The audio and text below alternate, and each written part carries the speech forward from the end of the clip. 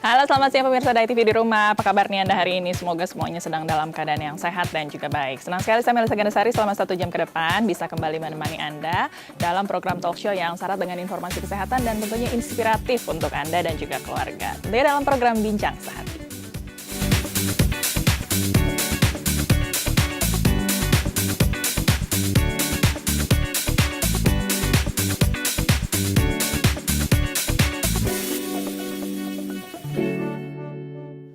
Iya pemirsa Bincang Sehati, siapa dari Anda yang dalam tidurnya ini seringkali kerap mendengkur? Mungkin Anda atau mungkin pasangan Anda ya. Nah apabila Anda seringkali mendengkur atau ngorok ini mungkin dianggap sebagai permasalahan yang sepele nih. Padahal mendengkur ini merupakan salah satu gejala dari gangguan tidur yang disebut sleep apnea atau henti nafas saat tidur. Nah sleep apnea ini sendiri merupakan gangguan tidur serius pada pernafasan yang terjadi di saat Anda tidur, di mana saluran udara terhambat karena dinding tenggorokan yang mengendur dan juga menyempit. Nah, dalam kondisi yang serius ini, sleep apnea bisa berujung pada penyakit-penyakit yang berbahaya nih, misalnya gagal jantung, lalu tekanan darah tinggi, serangan jantung, dan juga stroke. Waduh, ternyata nggak disangka nih ya, mungkin dari hal-hal sepele seperti mendengkur bisa berujung penyakit-penyakit yang juga berbahaya. Nah, di Bincang Sehati kali ini kita mau membahas mengenai bagaimana kita mengenali bahaya dari mendengkur. Apabila Anda punya pertanyaan seputar topik hari ini, nanti bisa telepon langsung, konsultasi langsung dengan dokter. Anda bisa telepon di 0212903244 atau bisa juga kirim direct message ke akun Instagram kami di @bincang_sehati.tv. Nanti kita ngobrol dengan dokter ya, tapi sebelumnya saya punya sekilas informasi berikut ini.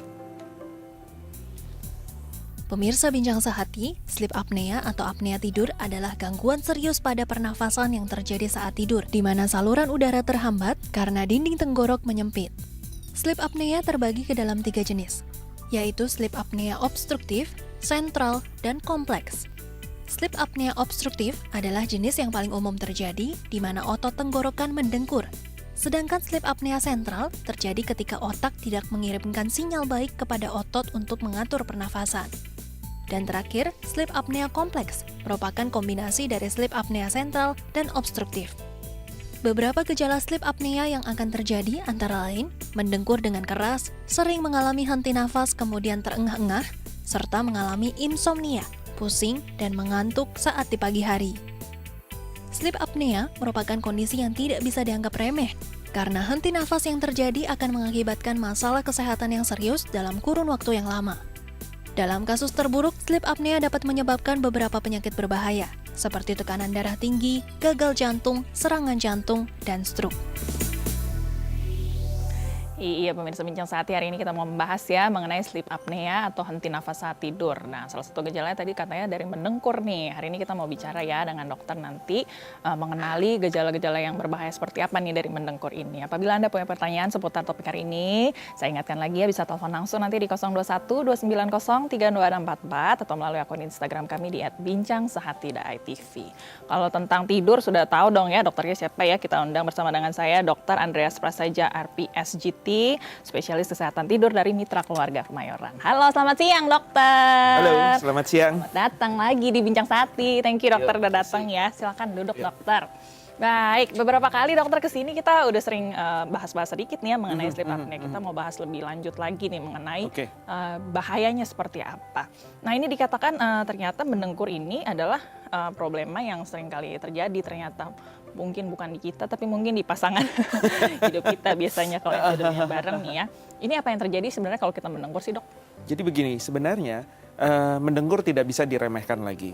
Ya, mendengkur sudah kita ketahui menjadi penyebab hipertensi, diabetes, berbagai penyakit jantung, kemudian stroke, keselamatan juga jadi berbahaya, ya, impotensi, bahkan depresi hingga kematian.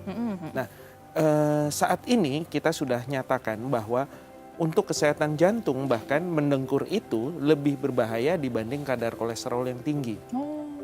Atau kebiasaan merokok bahkan. Itu dari jurnal Laryngoscope tahun 2013 kita sudah nyatakan seperti itu. Oke, jadi ini sebagai salah satu penyebab dari penyakit-penyakit yang berbahaya begitu ya dok ya. Ini yang terjadi di tubuh kita kalau mendengkur tuh apa sih dokter sebenarnya? Jadi gini, pertama memang saluran nafas yang sempit. Ya. Tetapi pada saat terjaga saluran nafas kita ini kan paten, kuat. Nah begitu tertidur, rileks kan, apalagi posisi berbaring atau miring ataupun terlentang. Nah saluran nafas ini rileks dan akhirnya menyempit. Oke. Nah, kalau baru menyempit masih tidak apa-apa. Karena menyempit, alirannya jadi tinggi, aliran udaranya. Ini menyebabkan area yang lunak jadi bergetar. Nah, ini yang menyebabkan suara dengkuran. Oh, Nah, suara dengkurannya tidak apa-apa, jangan salah. Suara dengkurannya tidak apa-apa, tapi kalau terjadi henti napas, baru menjadi masalah. oke. Jadi bukan mendengkurnya yang salah. Bukan Bukan mendengkurnya, karena mengganggu suaranya, tapi justru karena henti nafasnya. yang karena jadi henti catatan. napas. Jadi kalau kita lihat orang mendengkur ya kan, nah ini masih nggak apa-apa. Tapi kalau terjadi, Aduh, nggak bunyi lagi gitu ya. inilah yang berbahaya. Oke. Jadi yang terjadi sewaktu, nah saluran nafasnya ini benar-benar kolaps, tidak ada udara yang masuk. Walaupun ada gerakan nafas, tidak ada udara yang bisa lewat. Akibatnya kan seolah-olah dalam tidur tercekik nih, ya sesak. Nah, respon dari tubuh apa? Akan membangunkan otak dan si penderita akan terbangun, tapi tidak terjaga. Nah ini Oke.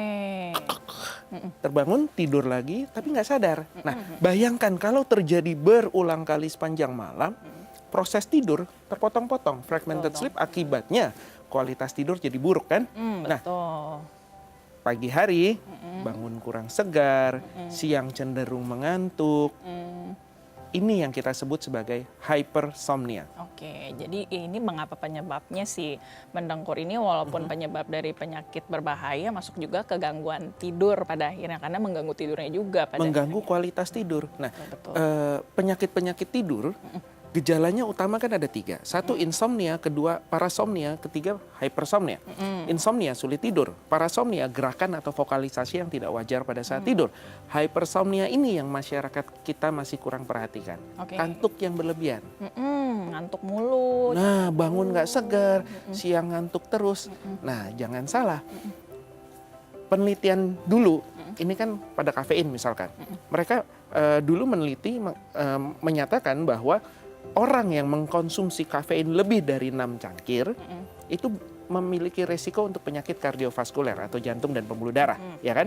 Nah, kalau dari kami penelitian ini kelihatannya harus kita ulang. Oh, kenapa? tuh, Kenapa? Dok? Karena betul kafeinnya yang buruk untuk jantung, atau kita harus lihat lagi kenapa orang tersebut bisa minum kopi lebih dari 6 cangkir. Oh, Jangan-jangan karena hypersomnia, karena kantuk yang berlebihan sehingga mengkonsumsi kafein berlebihan. oke. Justru jadi dicari tahu lagi nih kenapa minum kopinya kok bisa sampai 6 cangkir per hari begitu. Mungkin bukan hanya sekedar karena doyan, tapi memang dia butuh untuk menjaga dia untuk tetap Ya. sadar begitu. Dan masyarakat kita ini yang saya prihatin banyak yang seperti ini. Oke. Ya.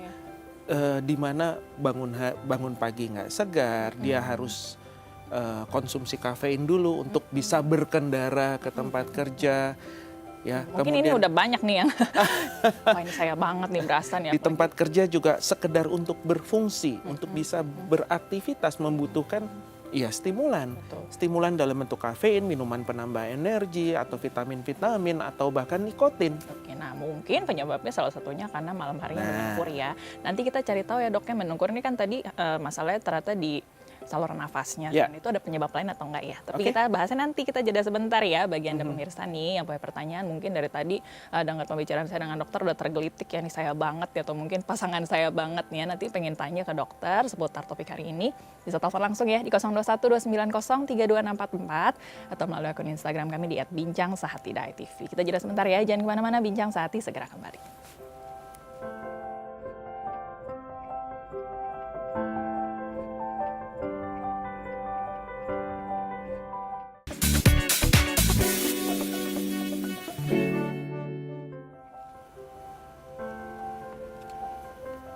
Anda kembali lagi di Bincang Sehati pemirsa. Hari ini kami mengajak Anda untuk mengenali bahaya dari mendengkur yang mungkin salah satu penyebab dari yang namanya sleep apnea atau henti nafas saat tidur.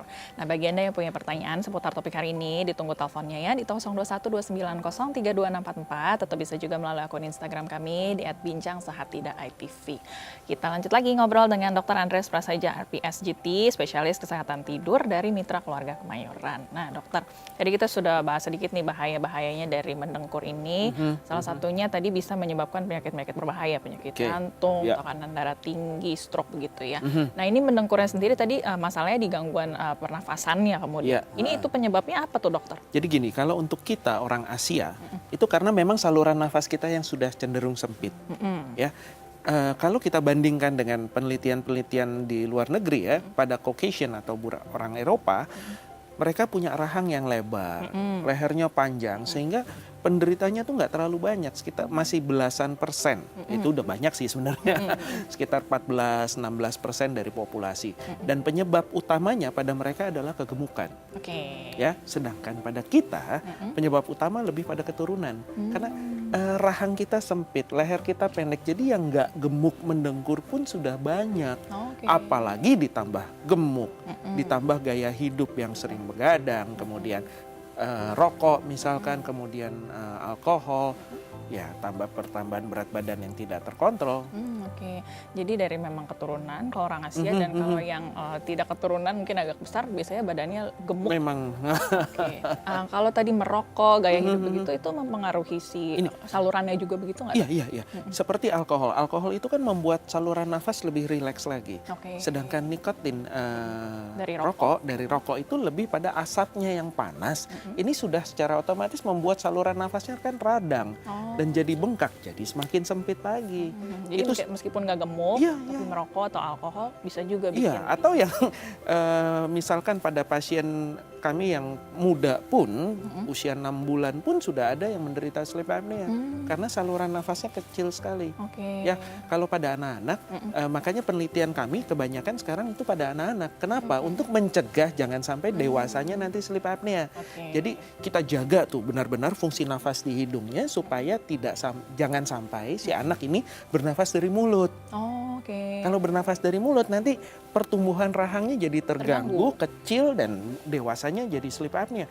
Gitu. Kalau sudah dewasa menderita sleep apnea ya sudah tidak bisa diapa-apakan. Oke, tapi si mendengkur ini berarti bisa dari kecil udah terjadi ya? Iya. Pasien kami termuda memang 6 bulan.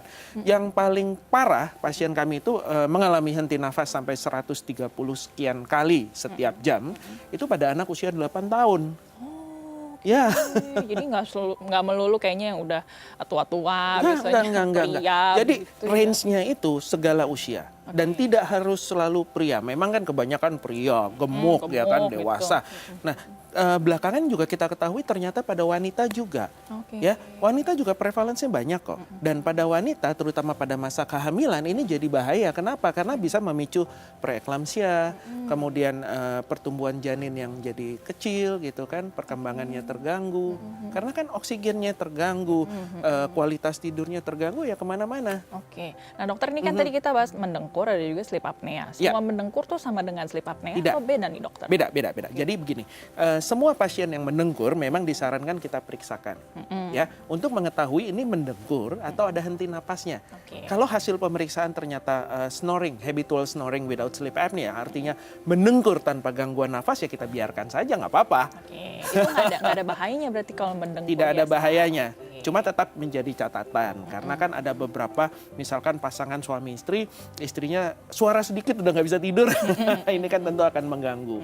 Ya, kita ketahui bahwa di Amerika, ya, mendengkur adalah penyebab perceraian nomor 3. Oke. Karena suaranya aja tuh. Karena apa nih dokter? Karena gini, bisa dari suaranya. Nah, kemudian kedua, orang yang mendengkur, yang menderita sleep apnea, kita ketahui kualitas tidurnya buruk. Otomatis orang dengan kualitas tidur yang buruk, bangun pagi tidak segar, secara emosi bagaimana? Marah-marah mulu. Marah-marah mulu, emosional, mudah marah, mudah tersinggung, dan secara emosi tidak stabil. Dan yang ketiga, kita ketahui sekarang bahwa sleep apnea juga menjadi penyebab disfungsi ereksi.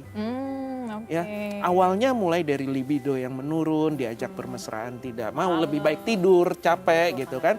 Nah, sampai tanda-tanda sudah mulai berbahaya adalah ketika ereksi di pagi hari sudah hilang, Oke. sudah mulai Padahal berkurang. Nah, semestinya ini warning maksudnya sign. wajar terjadi, tapi kalau udah nggak terjadi hati-hati mungkin karena penyebabnya si sleep apnea. Ini kenapa yang membedakan mendengkur yang bisa jadi sleep apnea sama yang nggak terjadi sleep apnea ini apa, dok? Yang membedakan adalah ya makanya kita periksakan di laboratorium tidur. Ya, kita ada pemeriksaan di laboratorium tidur ini untuk melihat apakah fungsi-fungsi nafasnya terganggu atau tidak. Oke. Selama hanya suara mendengkur, tidak ada gangguan nafas, fungsi jantungnya masih nggak apa-apa, ya kita biarkan saja. Oke. Nah, Berarti kalau yang mendengkur tapi nggak jadi sleep apnea itu nggak mengecil saluran menyempit, nafas, menyempit juga? tapi tidak sampai menyumbat. Oke. Nah, itu ini bedanya. kalau yang tipenya obstruksi, tapi kan ada lagi yang tipenya sentral. Kalau sentral itu biasanya tanpa suara mendengkur, tapi gerakan nafasnya yang hilang. Oh, bisa juga nggak bunyi. Bisa Oke. juga, ini pasca stroke, pasca serangan jantung sering kita temui juga. Ada juga yang mix apnea, campuran. Jadi diam dulu, gerakan nafasnya hilang. Setelah beberapa waktu baru diikuti gerakan nafas, baru. Nah, ini artinya apa? Sudah terlalu lama.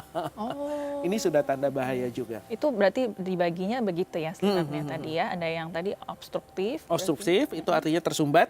Kemudian sentral, ini gerakan nafasnya hilang, jadi otak tidak mengirimkan sinyal pada otot-otot pernafasan untuk bekerja. Kemudian mix atau campuran. Oke. Yang Campuran paling bahaya sentral. yang tadi, yang terakhir tadi toh. Sentral paling bahaya. Yang sentral justru. Oke. Yang sentral paling bahaya. Ada lagi kompleks sleep apnea. Ini kompleks sleep apnea. Komplikasi dari perawatan sleep apnea sendiri, tapi itu udah jarang dan tahap lanjut sekali. Oke, baik. Berarti tapi sebenarnya tadi tidak semua mendengkur bisa berbahaya, tapi mendengkur yang sampai henti nafas ini tadi. Nah, yang itu jadi sangat berbahaya. bahaya. Jadi tandanya begini, kalau mendengkur, kemudian sudah ada rasa kantuk yang berlebihan, nah ini sudah tanda bahaya. Oke. Dan kantuk berlebihan itu bukan yang terkantuk-kantuk, tertidur-tidur, lagi ngapain tertidur, bukan. Gangguan konsentrasi, ya daya ingat sudah mulai menurun, ceroboh, ini kan tanda-tanda mengantuk, ya. Jadi lalai. Kadang-kadang samar gitu ya, bukan berarti mungkin kita. Itu sebabnya ada penelitian yang sudah menyatakan bahwa pendengkur memiliki resiko kecelakaan 15 kali lipat dibanding yang tidak mendengkur. Oke. Itu sebabnya di beberapa negara maju sudah ada aturannya di mana pendengkur lisensinya atau SIM-nya, surat izin mengemudinya harus ditahan. Oh, Kalau dokter tidak sampai menahan, ya itu dokter yang malpraktek. oke, karena resikonya tinggi juga. Tinggi tadi ya, sekali. 15%. Bukan, sekali lagi, bukan takut tertidurnya, tapi kemampuan konsentrasinya, Itu dia yang- kewaspadaannya, respon refleksnya jadi buruk sekali. Betul. Oke, nanti pertanyaannya dok, yang mengalami sleep apnea ini, yang sadar pasangannya aja atau kita yang mengalami juga sadar atau enggak nih ya? Nanti kita jawab ya dok ya. Tapi jeda sebentar nih bagi Anda yang punya pertanyaan, ingin ngobrol langsung dengan dokter seputar topik hari ini, saya undang lagi ya. Bisa telepon di 021-290-32644 atau melalui akun Instagram kami, bisa kirim direct message di @bincang_sahati.tv. Nanti kita ngobrol lagi ya, jangan kemana-mana, Bincang Sehati segera kembali.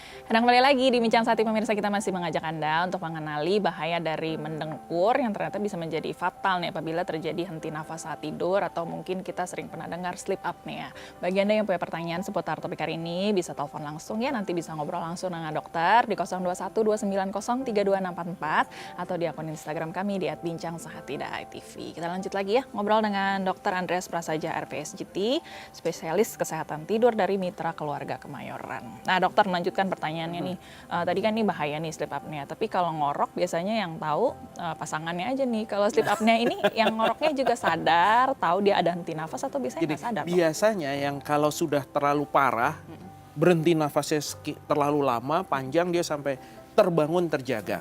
Ya.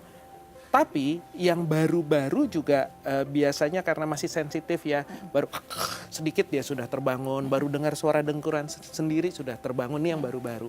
Tapi yang in the middle ini loh yang banyak justru tidak sadar. Oke. Tidak tahu. Nah, itulah sulitnya sleep apnea ya. Karena biasanya yang tahu kan orang lain. Si penderita nggak tahu. Jadi memang yang tahu lah yang tidur sebelahnya begitu ya. Jadi kalau yang mungkin anak-anak atau yang sudah Ya, menikah baru yang bisa. atau sedang outing gitu dengan teman-teman kantor atau gimana, tiba-tiba loh kok bangun jadi sendirian, Semuanya pergi gitu semua ya. pindah. Karena terganggu begitu ya. Itu dalam semalam bisa terjadi berapa kali sih dok si sleep apnea-nya ini? Gini, kategorinya kalau dari kami ya, di bawah 5 kali henti napas setiap jam, itu normal.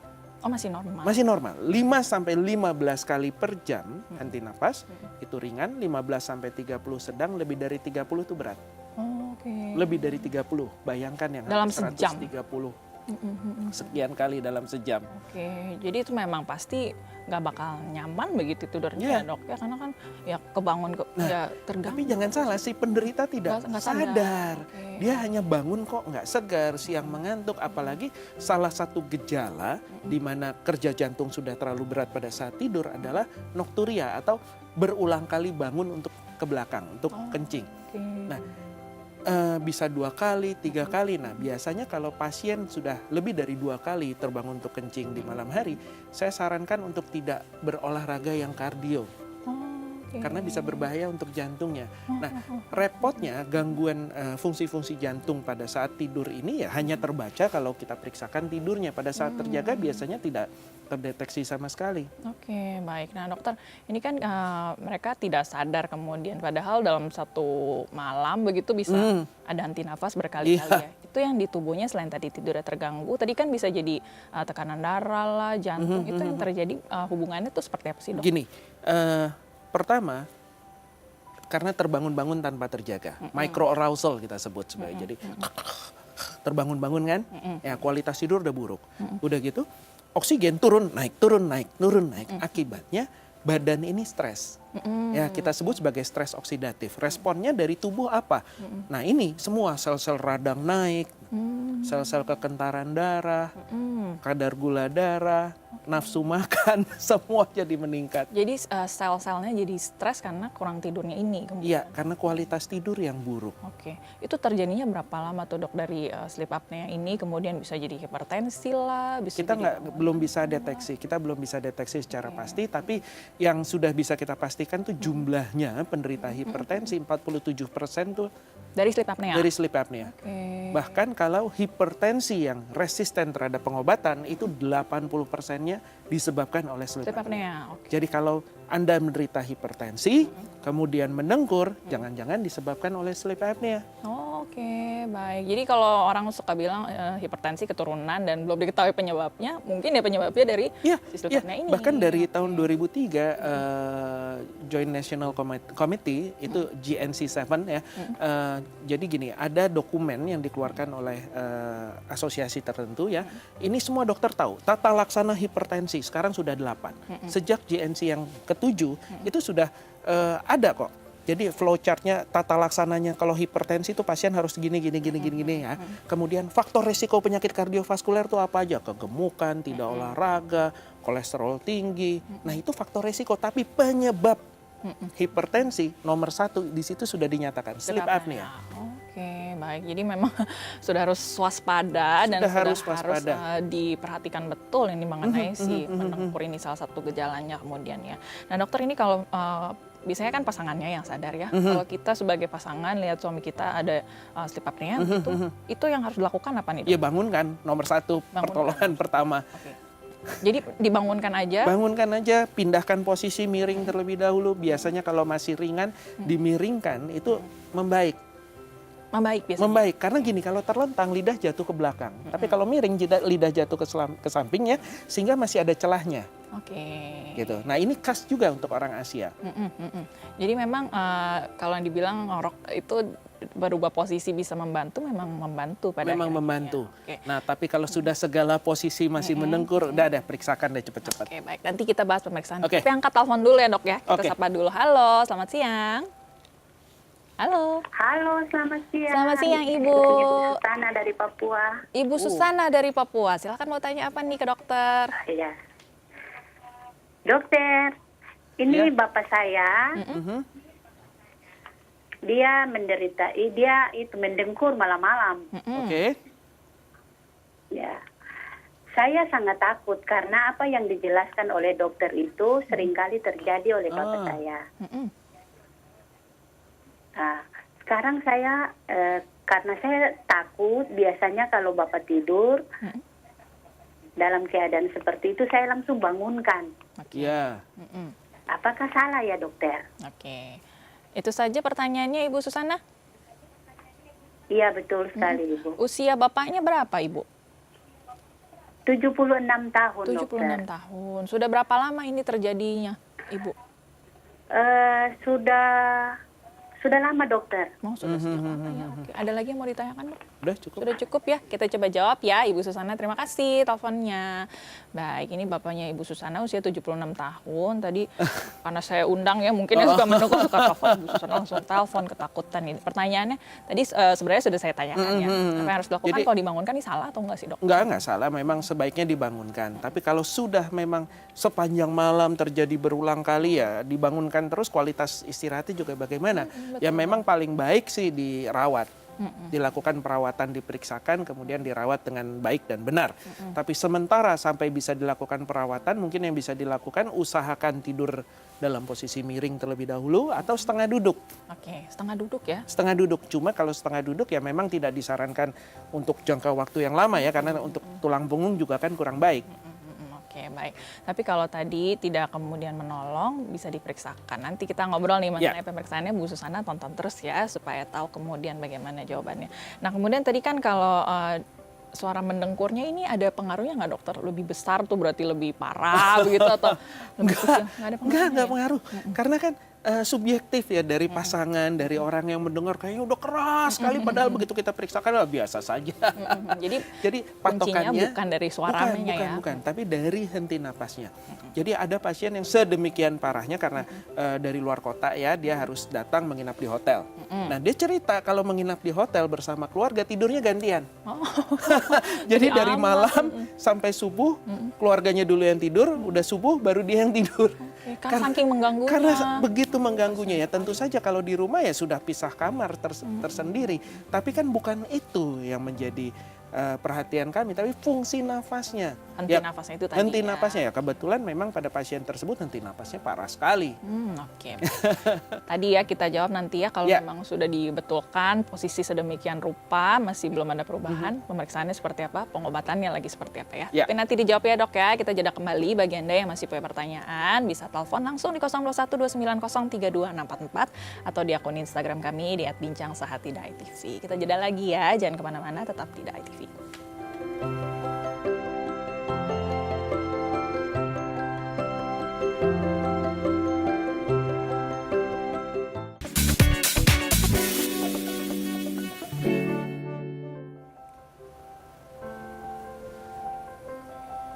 Nah, kembali lagi di Bincang Sehati pemirsa, kita masih mengajak Anda untuk mengenali bahaya dari mendengkur. Bagi Anda yang punya pertanyaan masih ditunggu, bisa tanya langsung ke dokter di 0212903264 atau di akun Instagram kami bisa langsung lihat di layar kaca Anda ya. Kita ngobrol lagi dengan Dr. Andreas Prasaja RPSGT, spesialis kesehatan tidur dari Mitra Keluarga Kemayoran.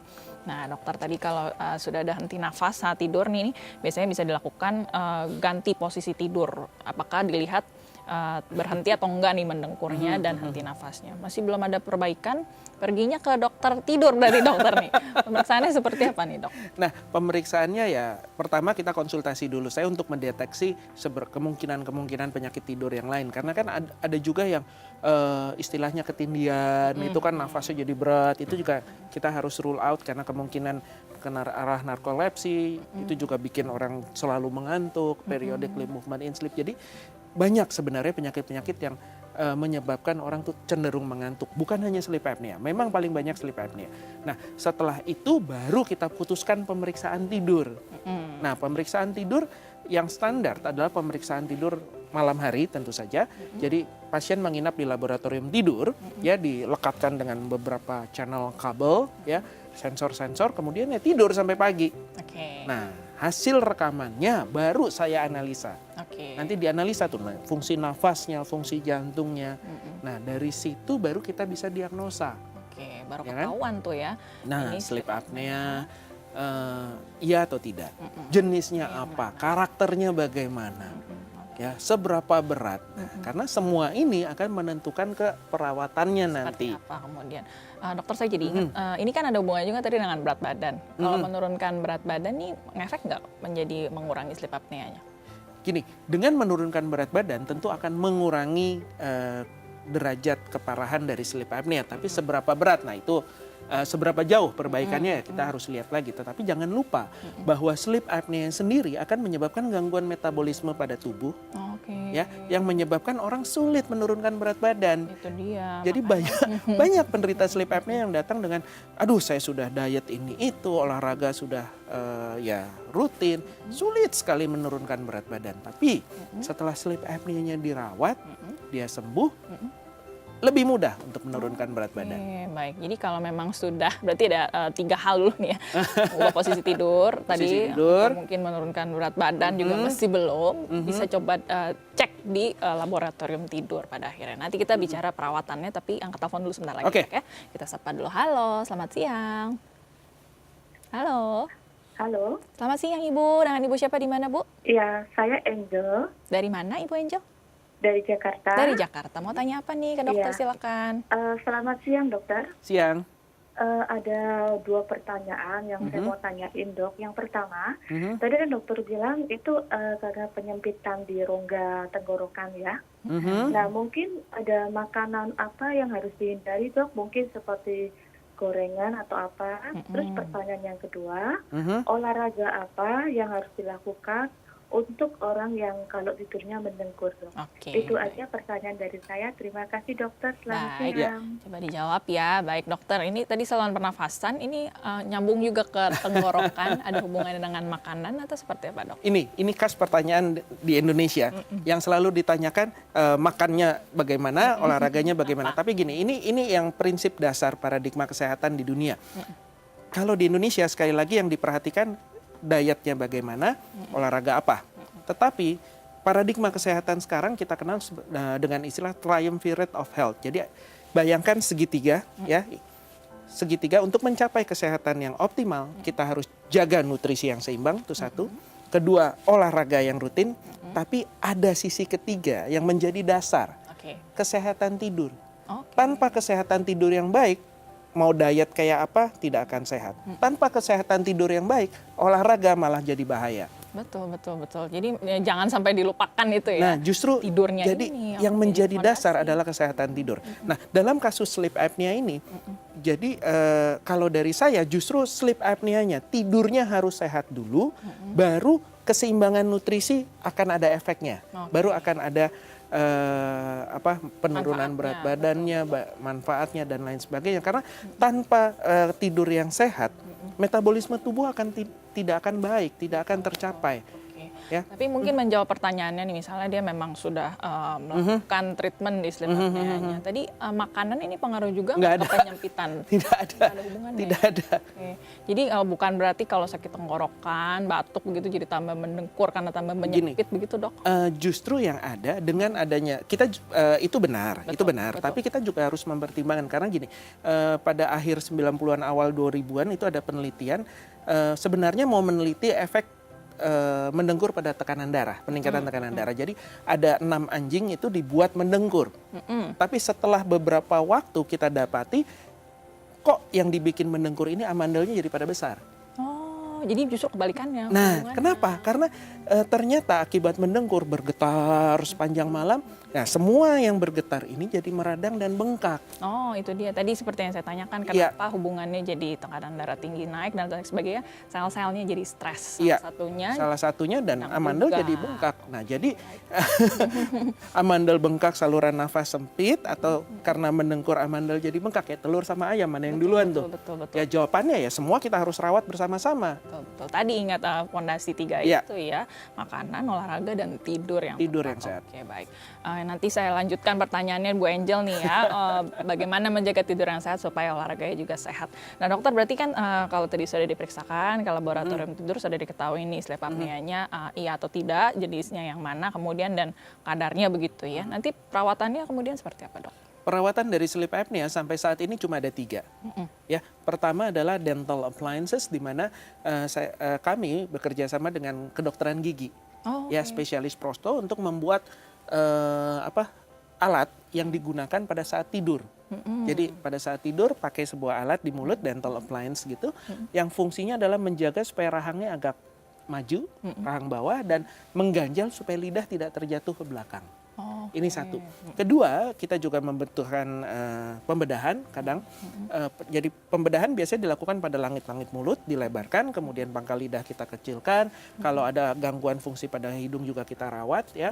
Nah, yang ketiga adalah dengan penggunaan CPAP atau Continuous Positive Airway Pressure. Ini standar emasnya, baku emasnya saat ini adalah perawatan dengan CPAP ini. Jadi sebuah mesin ya dihubungkan masker. Ya, mesin ini fungsinya adalah meniupkan udara bertekanan. Yang penting adalah tekanan positifnya untuk mengganjal supaya saluran nafas tetap membuka.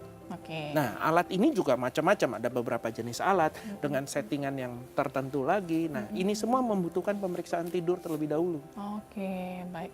Nanti saya jadi ingin tanyanya setelah pondasi tidur dibenarkan, nanti baru diiringi juga nggak dengan yang 3 lagi nanti supaya itu apa alatnya harus dipakai terus seumur hidup? Nanti dijawabnya ya, Dok ya. Kita harus jeda kembali. Bagi Anda yang punya pertanyaan masih ada kesempatan untuk Anda ya di 0212903044 atau mungkin melalui akun Instagram kami di @bincang_sehati.tv. Sebelum jeda saya punya tips kesehatan untuk Anda cara agar tidur berkualitas. Ini dia.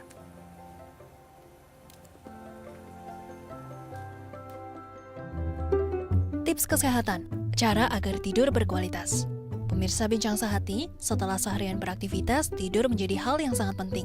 Namun untuk memperoleh tidur yang berkualitas, ada beberapa hal yang harus dilakukan. Berikut adalah di antaranya. Rutin berolahraga. Olahraga tidak hanya bermanfaat untuk membuat tubuh sehat, namun juga dapat meningkatkan kualitas tidur Anda. Dengan rutin berolahraga, maka sistem metabolisme dan peredaran darah menjadi lancar. Setelah berolahraga, tubuh akan merasa lelah. Dengan demikian, tidur akan terasa lebih berkualitas dan ketika bangun, tubuh akan terasa lebih segar. Buat jadwal jam tidur. Buatlah jadwal tidur secara teratur. Jika Anda hanya memiliki waktu tidur sekitar 3 jam, maka tidurlah dari jam 9 sampai jam 12 malam. Pada waktu tersebut, tubuh akan melakukan proses metabolisme secara lebih optimal. Selain itu, proses regenerasi sel dan juga rekonstruksi sel-sel otak juga berjalan lebih optimal. Jangan makan terlalu banyak menjelang tidur. Mengkonsumsi makanan terlalu banyak jelang tidur akan membuat perut Anda terasa tidak nyaman dan sulit untuk tidur.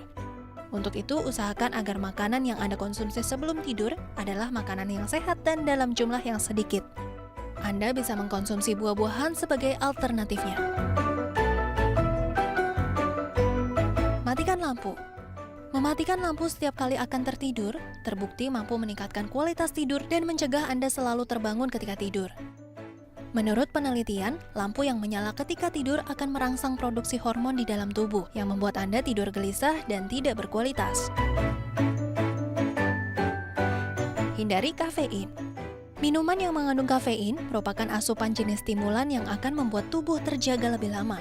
Mengkonsumsi teh juga tidak disarankan menjelang tidur, karena zat-zat dalam teh akan membuat Anda lebih sering buang air kecil di malam hari. Matikan perangkat alat elektronik. Matikan televisi, ponsel, atau perangkat komputer setiap kali Anda hendak tidur. Hal ini berguna untuk meningkatkan relaksasi pada tubuh, sehingga aliran darah ke otak menjadi lebih optimal. Dengan begitu, tidur akan menjadi lebih nyenyak dan berkualitas.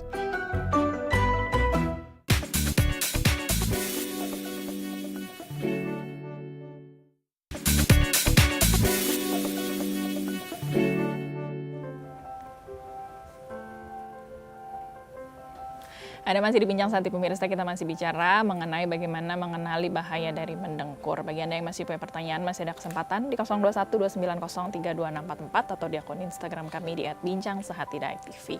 Masih ada di sini Dr. Andreas Prasaja RPSGT, spesialis kesehatan tidur dari Mitra Keluarga Kemayoran. Nah dokter, tadi kan pengobatannya berarti ada 3 ya, dari pembedahan berarti begitu ya.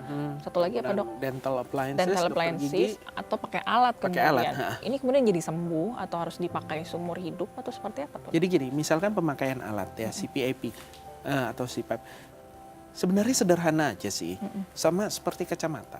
Ya, mata kalau sudah minus ya harus dikoreksi dengan menggunakan kacamata. Pendengkur jika sudah mengalami sleep apnea, henti napas ya dikoreksi dengan penggunaan alat ini.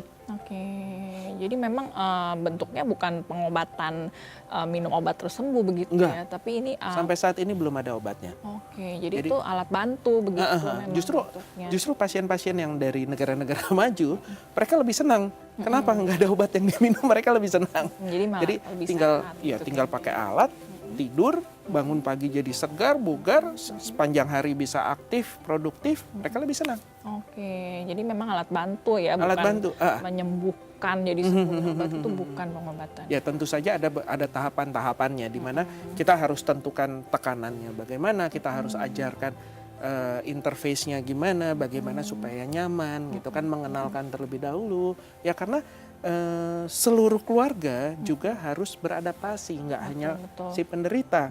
Ya banyak juga pasien yang pasangannya jadi nggak bisa tidur, Oh, oke. musiknya hilang kan, Biasanya ada malah jadi biasanya rame ada gitu yang kan. berubah ya. Ini Biasanya tiba-tiba sepi, bangun tengah malam. Nafas nggak sih? Melirik takut ya kok nggak ada bunyinya begitu ya. Oke, baik. Kita tahan lagi, kita Oke. angkat teleponnya Dok ya. Halo, selamat siang. Halo, Selamat siang, dokter. selamat siang. Ibu dengan Ibu Saya siapa di mana? dari Medan, Ibu Lanoli. Baik, Oke. silakan Ibu langsung. Anak saya umur 22 tahun. Ya. Nah, kemarin pada saat cek donor darah, dia bilang dia agak gemuk dikit. Nah, jadi yang pertanyaan saya sering amati dia ada mendengkur tapi nggak kuat. Tapi dokter bilang tadi nggak ada pengaruh kuat tidaknya. Pernah saya coba miringkan ya. Kayaknya masih iya. Tapi nggak selalu. Nah, yang pertanyaan saya tadi dokter bilang secepatnya diketahui. Tapi tadi nggak ada pengobatan. Jadi apa yang saya lakukan? Kemudian dokter bilang tadi keturunan, kayaknya keturunan nggak ada. Demikian. Cuman memang ayahnya umur 48 meninggal kanker. Nah, tapi yang berikutnya pertanyaan saya, kalau saya dokter di Medan, ke dokter mana gitu dokter? Oke, baik. Ke Sudah itu dokter saja mana saya harus perginya ya. Oke. bawa Anda- gitu? Apakah sudah ada seperti dokter ahli kesehatan tidur atau bagaimana? Oke, Kalau baik. saya memang sering terbangun ya, malam-malam saya udah umur 60-an ya. Tapi karena ke kamar mandi bolak-balik, tapi karena kedinginan atau apa, saya nggak tahu saya dengkur apa enggak. Oke, baik. Ada lagi yang mau Hipertensi ditanyakan? saya. Oke. Nah, jadi ini dua untuk anak saya dan anak saya. Baik, ada yang bertanyakan dok? Udah cukup, Oke, cukup, kita cukup. coba jawab ya. Ibu Lanoli, terima kasih pertanyaannya. Baik, gimana nih dokter Ibu Lanoli? Anaknya mendengkur, dimiringkan, kayaknya bisa hilang. Oke. Tapi tadi nggak ditanyakan henti nafas atau enggak sebenarnya anaknya? Ya gini, yang penting sudah mendengkur sih memang sudah harus diperiksakan. Tetapi menjadi urgent untuk diperiksakan ketika bangun tidak segar, siang cenderung mengantuk. Ini indikasi utama untuk diperiksakan. Nah untuk Ibu Lanoli sendiri, ya pesan saya ya tanya sama orang lain, ya harus ada yang menyaksikan saudara atau siapa mendengkur atau tidak. Karena ada nokturia sering ke belakang di malam hari, kemudian ada tekanan darah tinggi, juga ya kan? lagi kan. Ya sebaiknya ya nomor satu tanyakan dulu ada yang Baik, dokter ini kan tadi keturunannya karena secara rasial kita Asia memang kecil begitu ya. Ini menurun juga nggak saluran nafas yang kecil ini? iya biasanya juga. menurun, biasanya menurun. Secara genetik ya. Baik. Kalau di Medan bisa pergi kemana nih dokter? Apa memang baru satu nih dokter kesehatan Iya, tidur? Itulah kita harapkan sih kita buat program-program pendidikan juga ya juga supaya semakin banyak dokter yang bisa melakukan perawatan. Oke, tapi belum diketahui ya kalau di Medan Di ya. Medan saya belum Belum tahu. tahu ya. Oke, mungkin bisa coba kalau lain kali ada kesempatan ke Jakarta ketemu dokter Andreas ya. Baik, kita angkat satu telepon lagi Oke. ya dokter ya. Halo, selamat siang. Halo, Halo, Mas siang, Mbak. selamat siang Ibu. Dengan Ibu siapa di mana Bu? Saya Ibu Tanti, 81 tahun, tinggal di Jakarta. Iya, mau tanya apa Selamat nih Bu? siang, Dok. Siang Ibu. Dok, saya mau tanya, Dok, saya ini usianya 81. Tapi kalau saya malam tidur itu, kalau saya nggak mendusin, nggak kencing, apa itu bisa sampai jam 10 sampai jam 5.